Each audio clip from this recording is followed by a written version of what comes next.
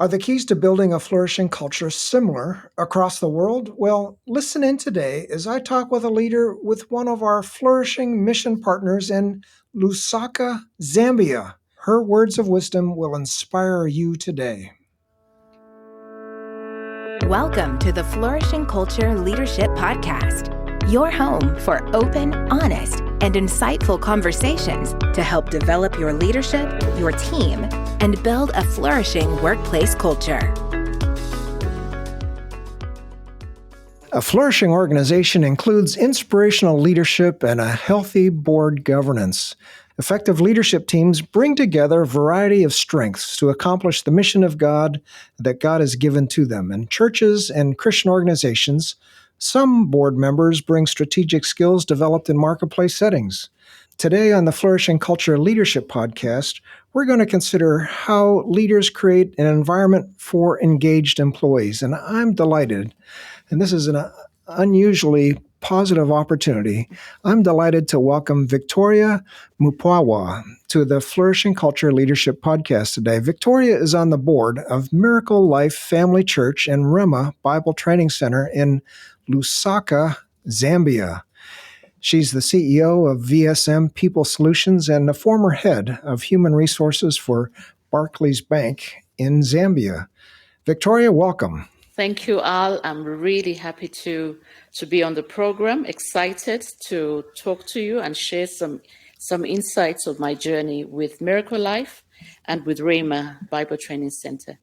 It's a joy for me because I remember starting working with the church many years ago, and to see the progress that you've made, and I know you've had a huge impact on this as well. So, Victoria, you serve as a board member and also on the HR committee of Miracle Life Family Church and also the associated Rema Bible Training Center in Lusaka, Zambia. So share with the listeners some of the distinctives of this ministry. Thank you, Al. Well, the church, Miracle Life Family Church and Rema Bible Training Center have seen great growth, both in numbers and I must say also in the depth of spiritual formation. We have seen over the years just the process of members of the church being conformed to the image of Christ for the glory of God and for the sake of others. And I think importantly, as a church, which started in 1998 with 17 people, we're happy to say we are now seeing numbers on average 3,700 to 4,000 in attendance every Sunday. And this is not just a number, but then importantly, we are seeing the growth, a foundation of children. We have on average 900 children coming over, and these days we're even hitting above 1,000 on a Sunday. And I think from the Rema Bible Training Center, which opened the doors in 2011 and has since had 997 students graduate, I think very key, Al, is that these graduates, the 997, are from 94 different churches. So it is not just Miracle Life Family Church, but we are a center now that is feeding into the country and beyond. We've had a number of students come from neighboring countries, and from the graduates, more than 100 of them have been pastors. So this ministry, I see that as we evolve, I see also the growth. We are on a growth trajectory. And very important, that growth has, over the last 3 years, the church embarked on a building campaign that saw an inclusion of chapel, warehouses, extension of offices, and then next generation facilities for the children, youth, and young adults.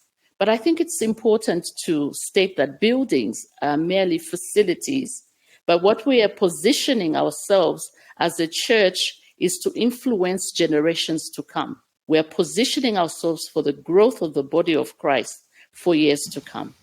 And we would be the generation that prepared that. That's fantastic. And I think about the church and the growth you're seeing there, but how it's probably fueled by having leaders in place, leaders from the from the Bible College that you've got, the training center, that are really helping to fuel that growth with additional pastors and leaders in the church. And it's so exciting to hear how many countries that have been involved. Wow. Well, that excites me, Victoria, but what Absolutely. excites you? What excites you about the way God is moving through this ministry? I see, well, the excitement for me is threefold. I see that what we have put on paper as the vision for our church is coming to pass as we speak. I see that what God placed in the founders of the church, we are able to see that the church's vision, that God's word reigns supreme and it's taught clearly by our senior pastors. And we have a pipeline of associate pastors. Important that there's a leadership succession, that we continue to grow leaders within the church. The growth of these associate pastors and the other leaders within the ministry of the church and Rhema Training Center was very evident in 2022 when our senior pastors were away most of the time in this year. Unfortunately, Pastor Haley, one of our senior pastors, had cancer and she had her treatment in the US of A. And we can only thank God for the healing that today she's free, she's cancer free. And then what was important in the period of absence from February to, let me just say, in November, December, was that we were able to test this succession. We were able to test their absence and just be able to grow other leaders. And then importantly, also see the gaps as areas of growth. And we've been able to just thank God and see that as a church, we have evolved in our leadership growth. I'm also very excited, Al, when I think I did speak about, we all are aware of COVID and the years that we've just come, 2020 and 2021, 2022. Globally, countries were hit by COVID and the effect of it. For us as a church, we were able to fully meet the requirements of our operations and importantly, to even bless other churches, other pastors that needed help. And the movement to remote and hybrid work model through that period really challenged our work culture and the systems of work. And there was a lot of learning and relearning that had to happen, Al, to be able to just bring us to where we are today. So I think I'm just excited at the growth that happened, even just challenging our systems, be it from a performance management front, and then just the culture of being able to work away from home, testing our productivity, and just be able to see that we move away from presentism in terms of just the hours on the job to a focus of output. Wow, fantastic. Well, those are a lot of things to be excited about. I love, the focus of the pipeline of leaders that's fueling your growth, how that was tested. Yeah, as one of your founders, one of your key leaders, senior leaders, had cancer, and thank goodness, yeah, as you say, she's back. But the leadership has been tested. You've got a pipeline. You've got succession in place. You've learned from COVID. Well, Miracle Life has been participating in the employee engagement survey with the best Christian workplaces now for 7 years, and has seen steady improvement over time. And you've been certified as a best Christian workplace for the last 4 years. And how has this commitment to employee engagement been reflected in the priorities of the board and of the church leadership, Victoria? Our priorities at board and management levels have been substantially influenced by the Best Christian Workplace Institute annual survey. Very key, and the excitement for us in being certified as a Best Christian Workplace for the last 4 years, that's for us a milestone that we've had our eyes focused on. And I must state here that from a board perspective, the Miracle Life Family Church and Rhema Center, when we meet as an executive team and the management team also, when they meet, they review the findings. These findings have been brought into the board. It has revealed problems and perceived problems in the different departments and ministries that we were totally unaware of. And I think these insights are critical for going forward and being able to just manage people and where we're going as an organization. It has also influenced how teams are managed.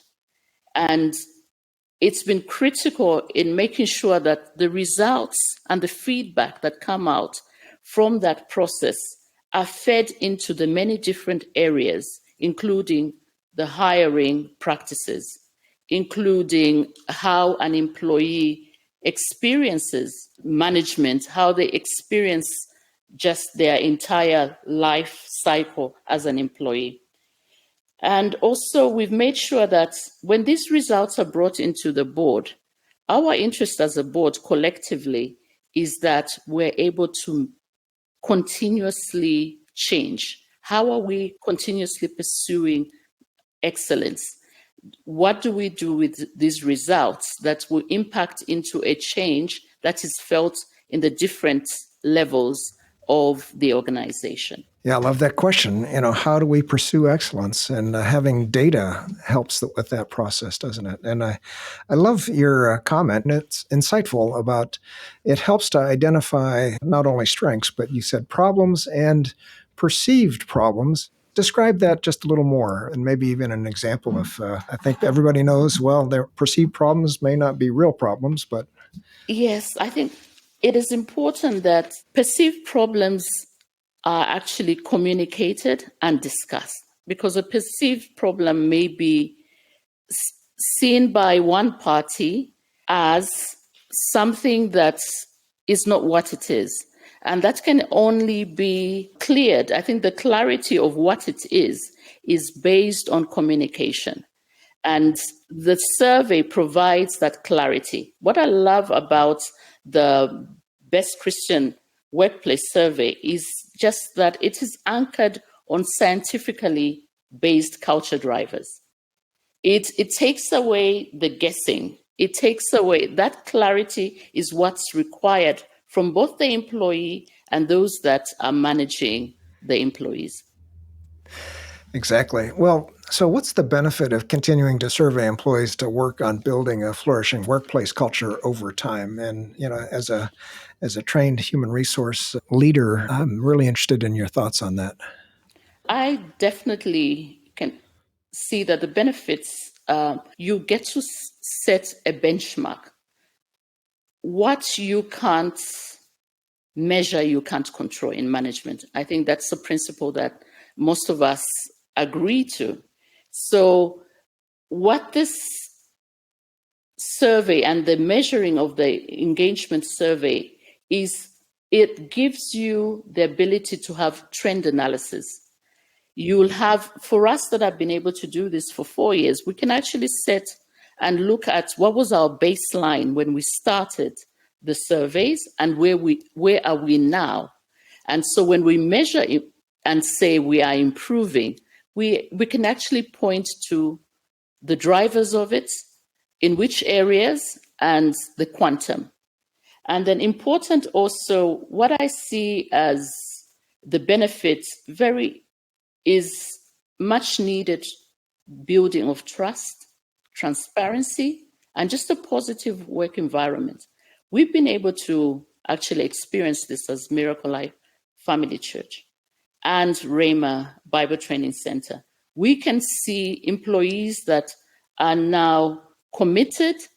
They understand how this survey works. They understand that when they communicate, what comes out as a result and feedback is appreciated by the leadership.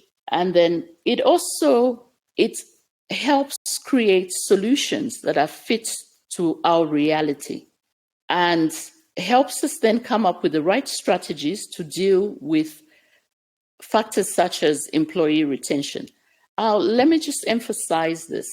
There may be many solutions in the marketplace that are not fit for your reality. And what I see is with the survey, the fact that this is information coming from each and every member of staff and employee, given so in an environment that they feel they're free to do so, they're free to voice, and it's anonymous. It comes out, and we're able to use that information for even other areas such as strategic planning and development, that it fits in as input.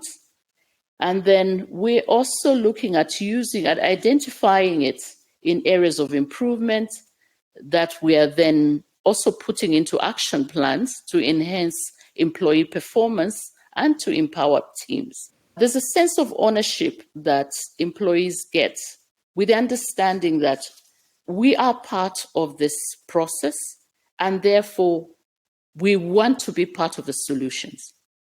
So that empowers the teams, and you do see that it lowers turnover. We have seen it. We've been able to see it and live through that, the lowering of turnover. And of course, that has its other benefits, such as overall better employee health, because you have less stress. People feel they own their voice, and they feel that they actually have a voice. And in the long run, I think we as a board, the interest is that we then become an employer of choice.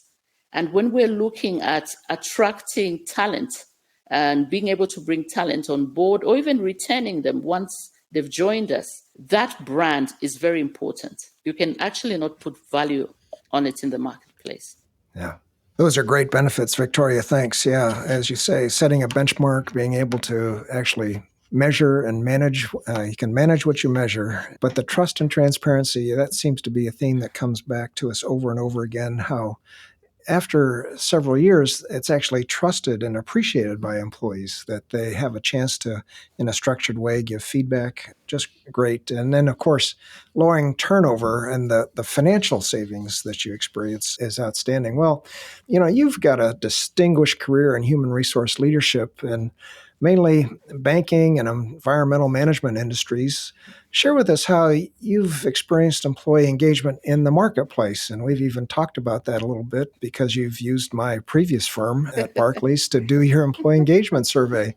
So how have you been involved in measuring employee engagement at Barclays and maybe even other experiences? What have you experienced in helping employees thrive in a business setting, in a banking setting, as you also apply this to ministry? Do you see some similarities?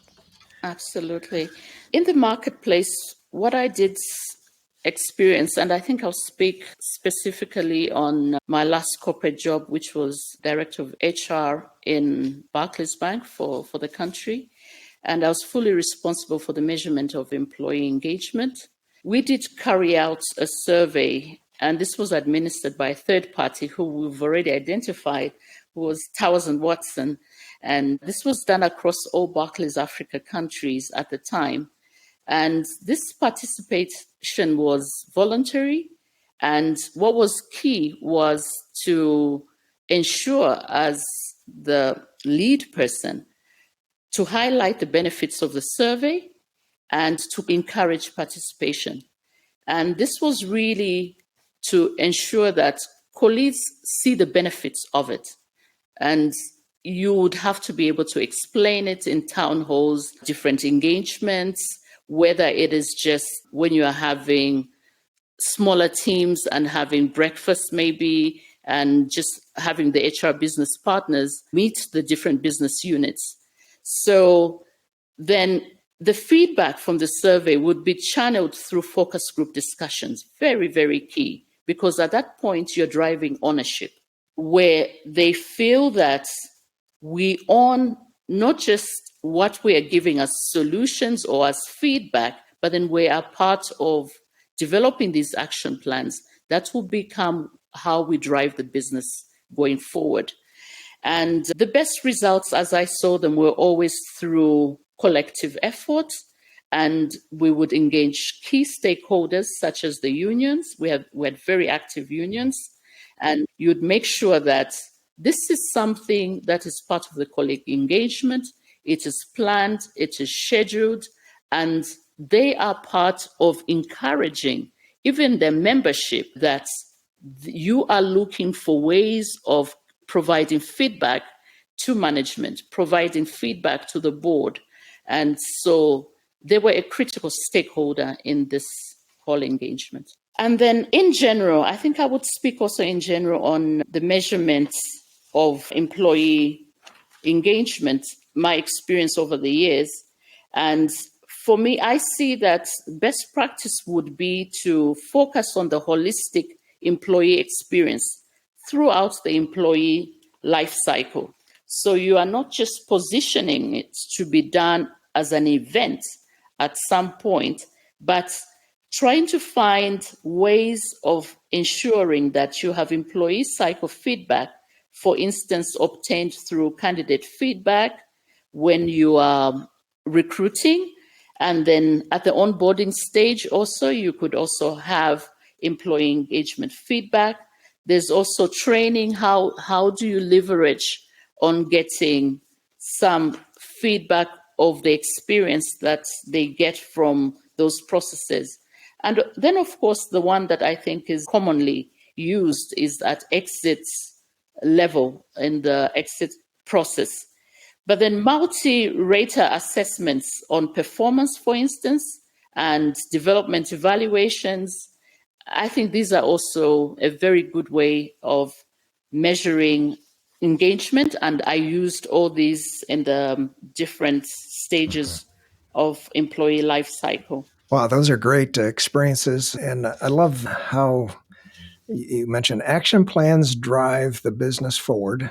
Also, that you were working with unions and having them on board with the employee engagement survey process. We don't see much of that in the Christian employee experience, but also then focusing on the employee experience and getting feedback at key points of the employee life cycle, from recruiting, onboarding, training, exiting, and especially for performance reviews and multi-rater feedback. Those are great experiences. Well, I came out of the marketplace much like you did, and for now over 20 years working with Christian organizations, and I've seen some similarities and some differences as we've worked together. So from your point, Victoria, describe some of the differences and similarities for employee engagement in a marketplace setting versus, what most of us experience in a ministry setting. And of course, we have a number of Christian-owned businesses that listen to our podcast as well. So they'd be interested in this for sure. So what are some of the differences that you've seen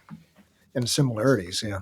Yes, I think I'll start with the similarities. And what I see is that organizations have evolved to the point where they are pursuing having structure, standardizing policies, and to be able to guide them in what they achieve. And it is also a common goal to pursue learning and growth. It may not be that structured in, say, the Christian-owned or ministry settings, but it's definitely there. People do pursue learning and growth. The talent management aspect, I see that as much as it's similar, you do still get it more structured in the marketplace. And I think because largely you're talking about numbers. If you are talking about marketplace organizations, the majority would be talking about thousands of employees or hundreds of employees. So the structure is very important. And then strategic planning and management similarities also. Every organization, and I see this even in the Christian organizations, Miracle Life Family Church, for instance, Rhema, the planning and strategic planning is a very key phase of management. And what I see on the next point, I'm not sure whether this is something that would be said to be global, but I can speak of it from the marketplace in my country and both in Miracle Life Family Church and Rhema. It is the discomfort with dealing with conflict. And this could be even taken to managing underperformance, for instance. Just having that conversation, you will see that line managers, for instance, or ministry heads would rather take that discussion and transfer it to HR to say, human resource, can you manage this? And not on the conversation. So I see that the similarities, I've dealt with it in both ministry setting and marketplace.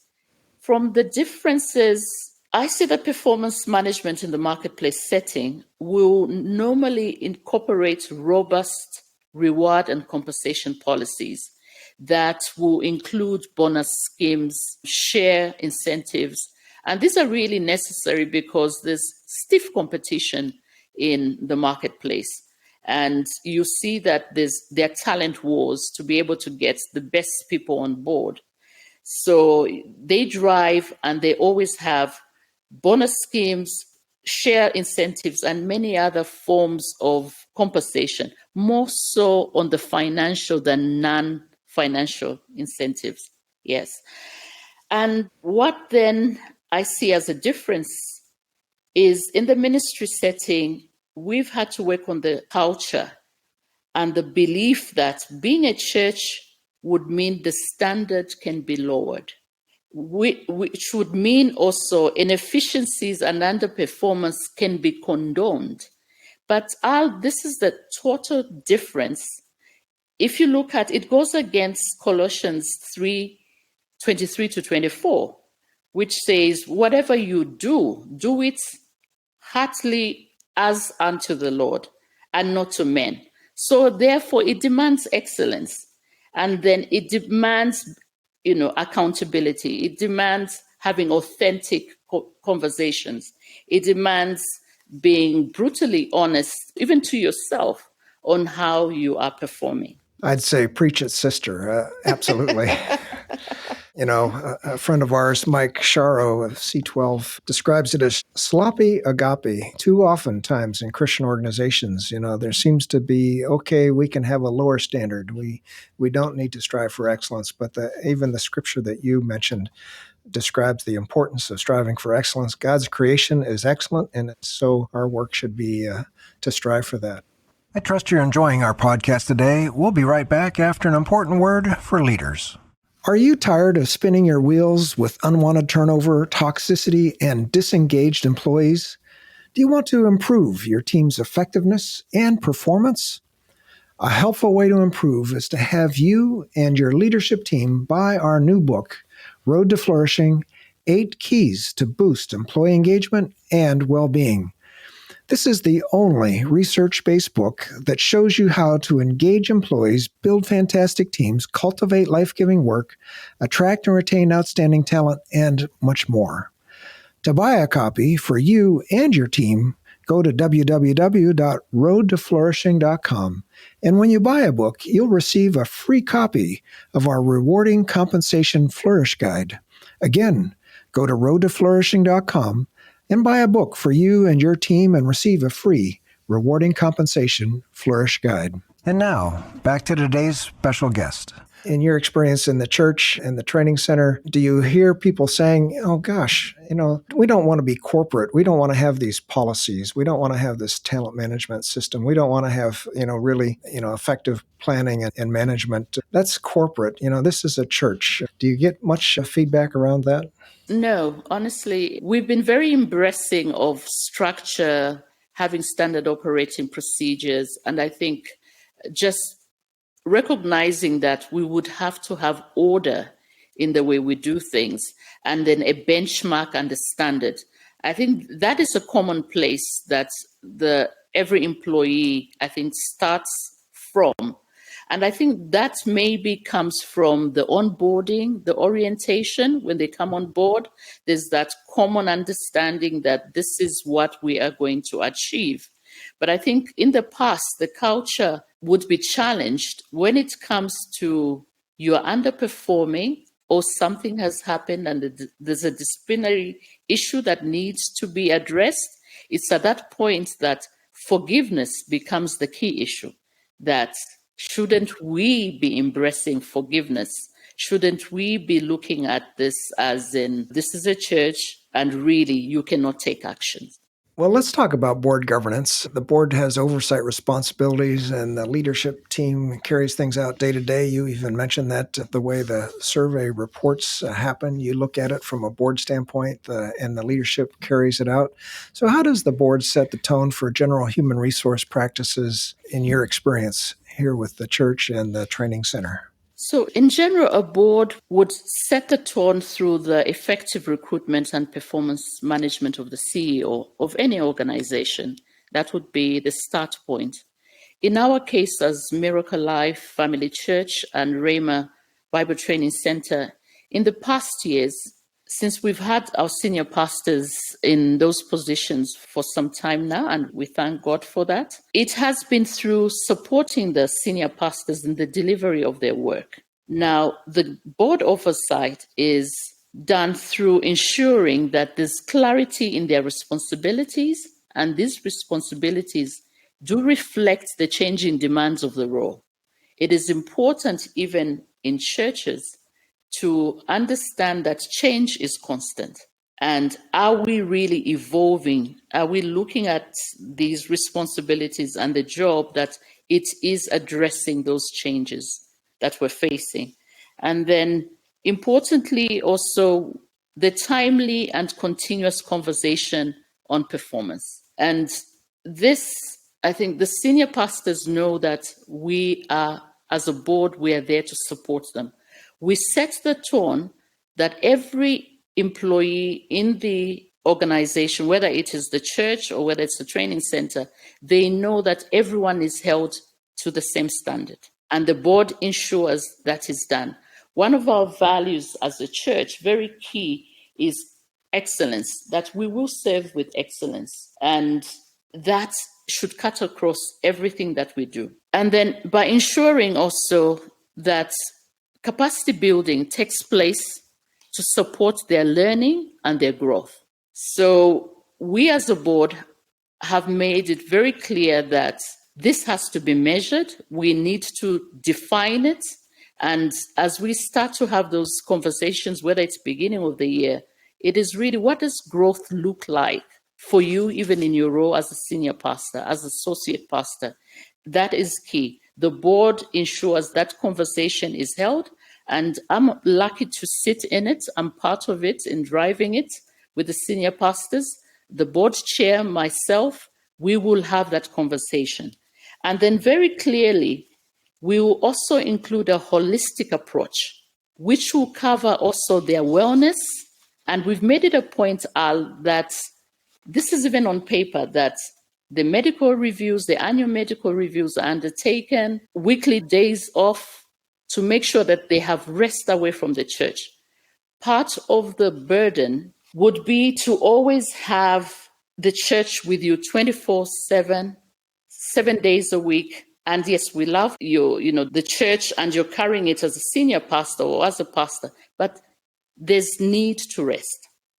And you see the burnout for most pastors heading a church as big as ours, that we as a board have insisted that they will have a day off, they'll have sabbatical leave, there'll be annual leave that must be observed. And then there are other things such as fair compensation and benefits. Those are things that we look out for and ensure that they have. Fantastic. Yeah, I really love that so much, focusing on, as you said, that board role, focusing on CEO performance and review, but actually playing a key role in supporting your leadership to set the tone by serving with excellence and making sure that's throughout the organization, and focusing on the wellness and the well-being of your church staff and medical reviews even for your leaders, days off, annual leave, sabbaticals. Yeah, just great, important insights. Yeah, thank you so much, Victoria. So how can your board empower the Miracle Life leadership team to carry out their roles in direct management? Yes, this is a key aspect of any board. And we as Miracle Life Family Church and Rhema Training Center Board recognize this as a key driver in achieving the goals that we need to achieve. And this is done through the development and the embedment of an appropriate organizational culture. that will support the attainment of those goals. It is important that the board sets the tone of this positive culture by understanding the organization itself beyond the boardroom.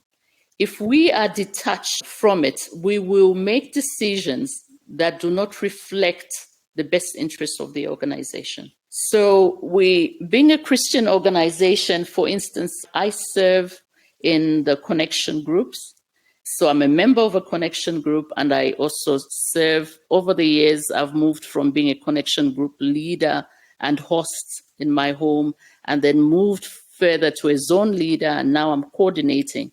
So when we talk about connection groups, I have walked the talk, and the various board members serve in different ministries within the church. I think that is critical, that we're able to serve, whether it is as an usher or whether you are serving in the prayer ministry, and we have different board members bringing their giftings and skills into those areas. And it is important also that we ensure that there's greater autonomy against bureaucracy, and management is able to make decisions in real time. So we test that. It is critical that we as a board ensure that there's that straight through communication coming right from the top down and down going up. And then one other way that we've been able to empower the leadership team is from the mentoring front. And I think this is one thing we have done very well as a church.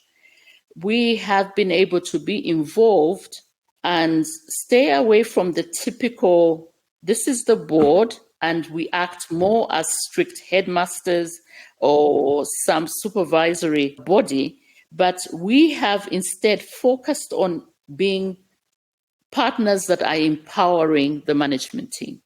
So, for instance, I'll give you an example. I have led the mentoring process for the HR director for Miracle Life Family Church and Rhema Center from the time she was appointed, and I have provided her with other professional resources and HR experts to help grow her in her role.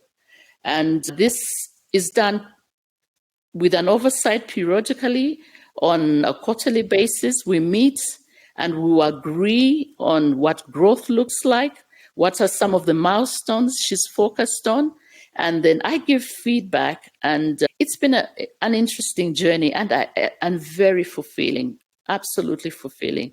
And I must say, Al, that has also helped us because it's been replicated. It's not just myself, but for instance, the head of the finance committee of our board has been supporting the finance director. We had high turnover in that area. And part of it was to stabilize that area by having very strong leadership from the board level. That's great. Well, Victoria, what challenges is the leadership team now facing as they continue to build a workplace culture that's flourishing at Miracle Life and at Rhema Training Center? It was only in our last survey that every department crossed the flourishing threshold. I think very key to note that. We realized that different managers managed with different levels of competence. We have invested more time in the coaching of managers, the mentoring to help every employee at Miracle Life and Rhema Bible Center. I think this continues, it's a journey. It is important to look at it as a journey and not a destination.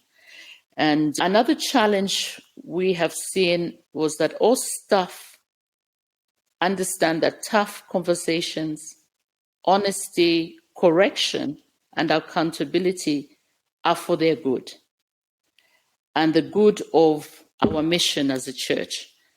And to just avoid it being a personalized discussion. And it's nothing personal, but then just looking at what is our purpose collectively. Let's focus on what the purpose is.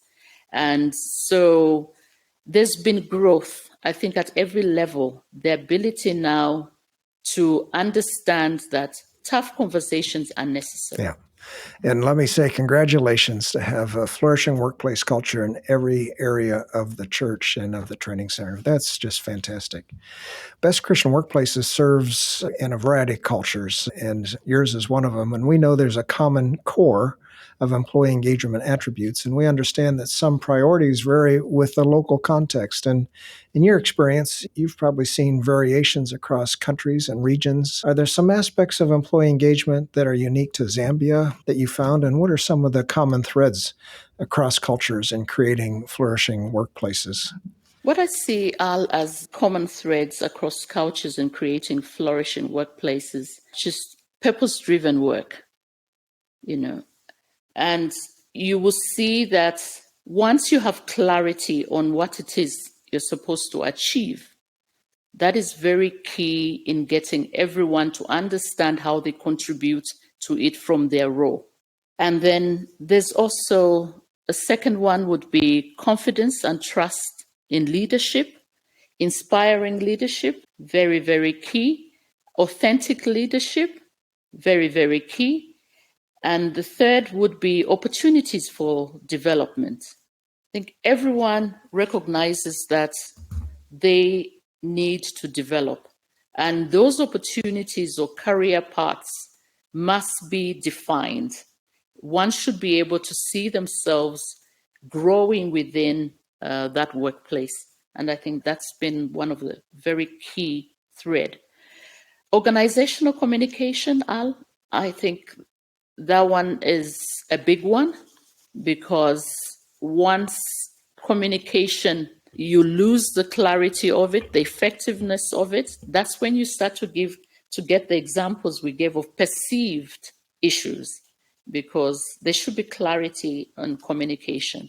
And then recognition and reward. I think consequence management, either way, whether positive, negative, recognition, everyone wants to feel valued for the contribution that they bring to the team.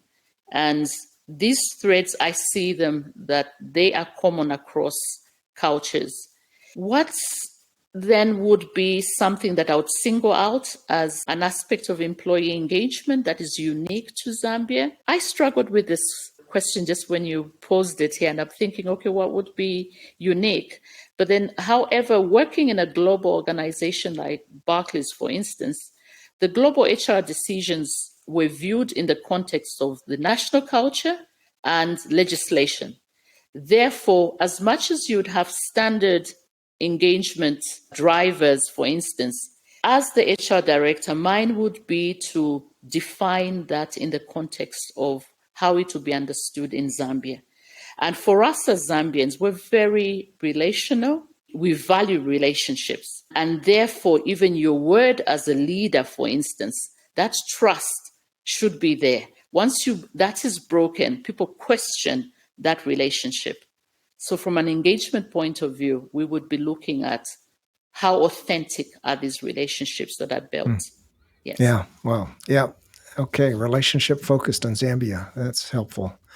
Well, Victoria, we've learned so much from this conversation. I really appreciate it. And, to hear the way you describe this across the cultures has really been a very, very educational. I like going back to, what were you even excited about? And again, we've seen at the church is the way you've developed a pipeline of leaders and the way there is succession going forward. And you've got just a wonderful church growing and with 3,700 to 4,000 attenders every weekend and continued growth. And of course, then the training center with nearly 1,000 graduates, and so many of those going into ministry. What a great way to fuel the future growth and the impact of the gospel in surrounding countries.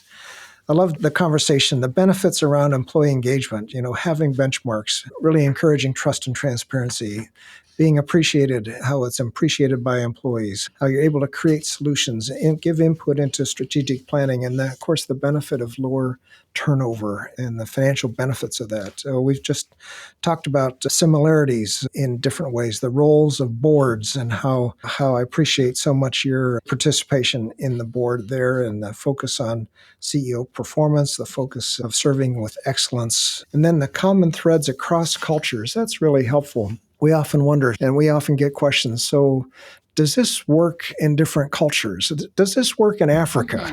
And we can say absolutely confidently that this does work in Africa. So Absolutely. yeah. So let me ask then, with this summary and this conversation, a very rich conversation, is there something you'd like to add?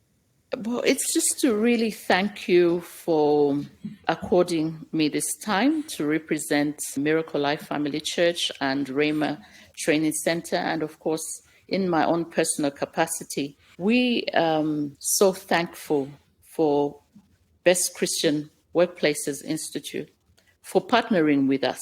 We could have never made the improvements that we've been able to achieve without your help and input. We really look forward to the years to come, to deriving more value from this relationship. I couldn't thank you enough. Thank you. Well, Victoria, I want to thank you for your contributions today. And most of all, I appreciate your commitment to strengthening the local church with excellence in leadership, as you've talked about. And so that the good news will spread, so that Christians will grow in maturity, that the world would be changed and more will come to know our Lord. So thanks for taking the time out today to speak in the lives of so many listeners. Thank you, Al. Thank you for having me. Absolutely. The Flourishing Culture Leadership Podcast is sponsored by Best Christian Workplaces. If you need support building a flourishing workplace culture, please visit workplaces.org for more information. We'll see you again next week for more valuable content to help you develop strong leaders and build a flourishing workplace culture.